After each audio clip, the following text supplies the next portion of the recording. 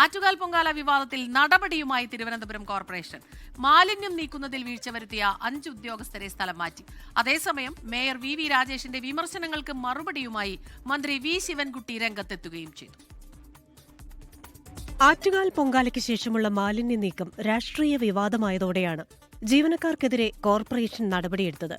ആറ്റുകാൽ ക്ഷേത്രം ഉൾപ്പെടുന്ന മണക്കാട്, ജഗതി സർക്കിൾ ഓഫീസുകളിലെ health inspector, junior health inspector എന്നിവരടക്കം 5 പേരെയാണ് സ്ഥലം മാറ്റിയത്. അതേസമയം സ്വന്തം വകുപ്പ് നോക്കിയാൽ മതിയെന്ന മേയർ വി രാജേഷിന്റെ പ്രതികരണത്തിന് മറുപടിയുമായി മന്ത്രി വി ശിവൻകുട്ടി രംഗത്തെത്തി. കോർപ്പറേഷന്റെ മുകളിലാണല്ലോ ഗവൺമെന്റ്. നിയമവിരുദ്ധമായ കാര്യങ്ങൾ ചെയ്യാൻ വേണ്ടി പറ്റില്ലല്ലോ, അതുവരെ ഗവൺമെന്റ് ഉണ്ടല്ലോ നോക്കാൻ വേണ്ടി.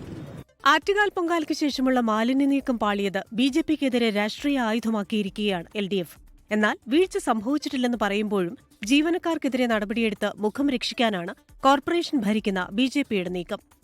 ലോകത്തെവിടെയായാലും ഏത് സമയത്തും 24 വാർത്തകളും ഓഗ്മെന്റഡ് റിയാലിറ്റി പാക്കേജുകളും എക്സ്പ്ലെയിനറുകളും വിശദമായി കാണാൻ ഞങ്ങളുടെ YouTube ചാനൽ നിങ്ങൾക്ക് സബ്സ്ക്രൈബ് ചെയ്യാം.